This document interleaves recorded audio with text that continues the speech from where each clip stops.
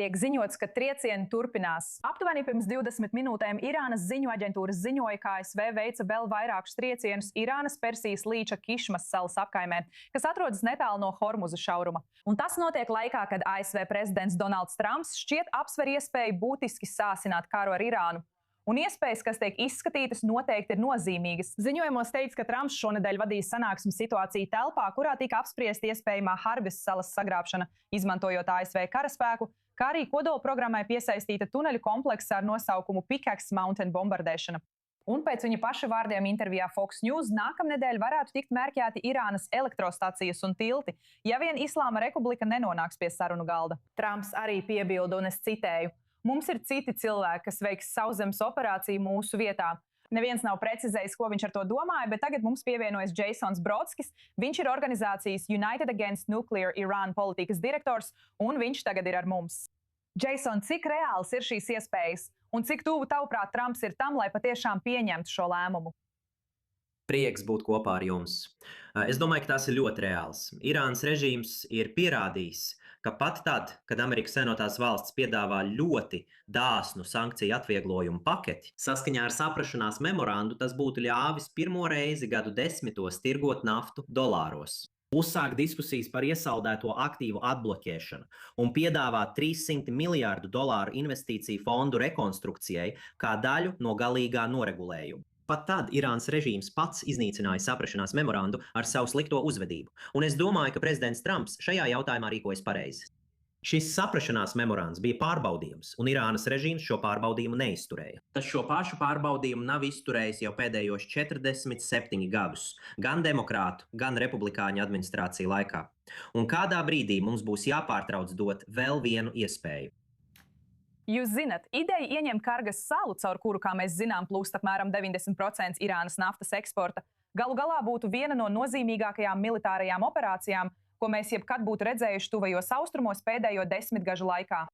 Mēs zinām, ka pensionēts ASV ģenerālis publiski saka, ka Vašingtonai tas būtu jādara, bet cik nopietni militārā vadība patiesībā to apsver?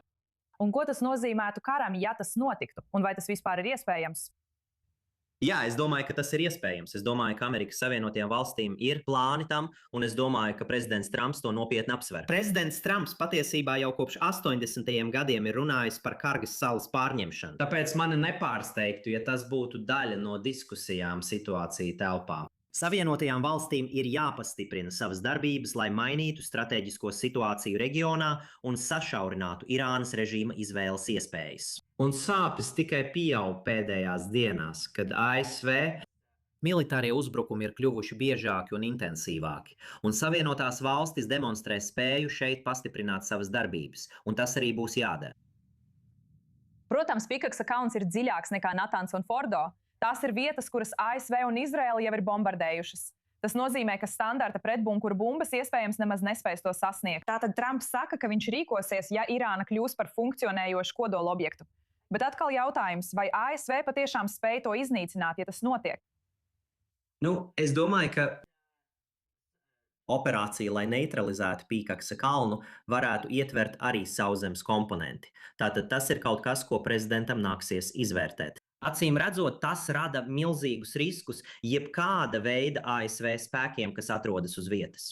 Taču ir arī citas iespējas, ko mēs varam izmantot, neiesaistot sauszemes spēkus pie Pikaksa kalna, un prezidentam šobrīd varētu būt izvēle par labu tām. Es domāju, ka viņš saglabās sev iespējas, lai varētu eskalēt situāciju, ja Irānas režīms turpinās rīkoties izaicinoši un pārkāps sākotnēji noslēgtās vienošanās. Tagad, protams, mums jāatzīmē, ko Trumps teica Fox News. Viņš teica, ka citi cilvēki rūpēsies par sauszemes kampaņu. Viņš teica, mēs veiksim sauszemes kampaņu. Tie ir viņa precīzie vārdi. Kā tev šķiet, par ko viņš runā? Acīm redzot, šajā raidījumā mēs iepriekš esam izteikuši domu, ka kurdu spēki varētu spēlēt lomu, un vai Izraela tiek ņemta vērā šajos apsvērumos? Sauszemes kampaņā varētu būt iesaistīta Izraela. Sauszemes kampaņā varētu būt arī slepena sastāvdaļa. Tāpēc es domāju, ka prezidents noteikti dod mājienu par kaut ko. Bet, atkal mums ASV ir iespēja mērķēt uz citiem objektiem, ne tikai uz Pickaxe Mountain, kas radīs lielas sāpes Irānas režīmam. Labi. Es vēlētos jums pateikties, ka pievienojāties mums, Jasonam Brodskim. Paldies jums! Tagad mēs pievērsīsimies mūsu viesiem studijā. Jākovs Lapins, drošības analītiķis un raidījuma Ross Handler reporta vadītājs. Un, protams, mūsu starptautisko attiecību analītiķis Dans Perijs, kurš ir bijušais Associated Press, Eiropas un Tuvo Austrumu redaktors. Labi, šobrīd no ASV prezidenta Donalda Trumpa dzirdam daudz retorikas. Es domāju, jautājums šobrīd ir, kas patiesībā ir mainījies? Jo starposma vēlēšanas vēl tikai tuvojas. Mēs zinām, ka amerikāņu sabiedrībā nav liela atbalsta atjaunotai karadarbībai. Vai ir noticis kas konkrēts, kas liek Trumpam tagad izteikt šos paziņojumus? Es domāju, ka tuvajos austrumos ir divi laika grafiki. Viens saka, ka nekas nevar notikt līdz starposma vēlēšanām. Tas mūs aizved līdz oktobrim. Un tas sev ir par daudz, jo šobrīd Trumpam tas ir jādara. Otrs laika grafiks ir tāds, ka mēs nevaram tik ilgi gaidīt, jo Irāņi pārkāpj robežas un padara amerikāņiem neiespējami nepātrināt atbildes pasākumus uz viņu rīcību jau krietni pirms starposma vēlēšanām. Es domāju, ka Trumps droši vien ir secinājis, ka nodarītais kaitējums un vispārējās Amerikas intereses pārsniedz politisko aspektu. Ja mēs varam ticēt, ka Trumps tā var domāt, bet varbūt dažreiz viņš tā var. Vai arī tas ir viņa ego, jo viņš izskatījās pēc tādas zaudētāja. Būtībā prasa rīcību. Labi, Jākov, es gribu ar tevi parunāt par šo ideju par sauszemes spēkiem Irānā un Trumpa teikto, ka viņam ir cilvēki, kas to varētu darīt. Un kā Izraela šajā visā iekļaujas, īpaši tāpēc, ka Izraēlai arī drīz būs vēlēšanas oktobrī. Kā tev šķiet, ko Izraēla ir gatava darīt? Cik tālu Izraēla ir gatava iet, turpinot šo cīņu pret Irānas Islāma Republiku?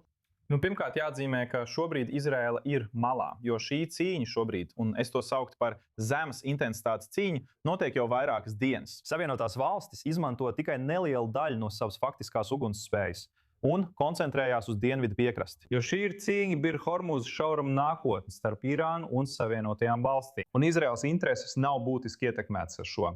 Izņemot to, ka jo tālāk tas attālinās no sliktas saprašanās memoranda un sliktas diplomātiskās vienošanās no Izraēlas skatpunkta, jo labāk.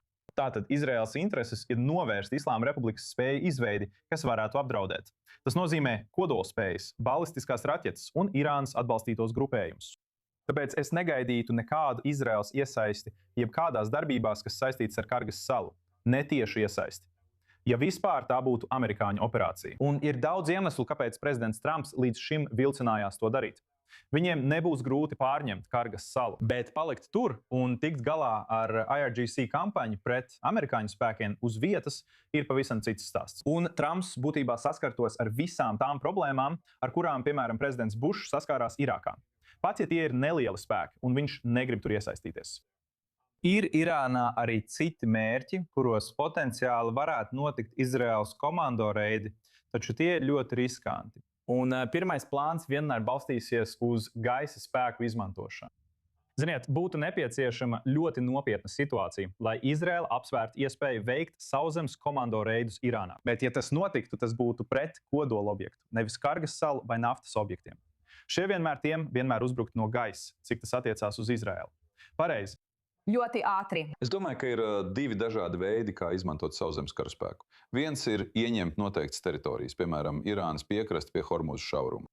Un otrs patiešām ir speciālo vienību operācijas. Izraēlai, kurai jau ir karaspēks Sīrijā, Libānā un Gazā, nav nepieciešams piedalīties Irānas okupācijā. Es to izslēdzu. Taču speciālo vienību operācijas, kurās varētu noderēt Izraēlas īpašās spējas vai izlūkošanas informācija, ir riskantas, kā saka Jākovs, bet nav neiedomājams, īpaši, ja runa būtu par kodolmateriālu izvešanu, ja tāda situācija rastos. Pareizi. Un, protams, tuvojas vēlēšanas. Būs ļoti interesanti redzēt, kā tas ietekmēs Netanjahu lēmumu pieņemšanu tuvākajos mēnešos attiecībā uz Irānu.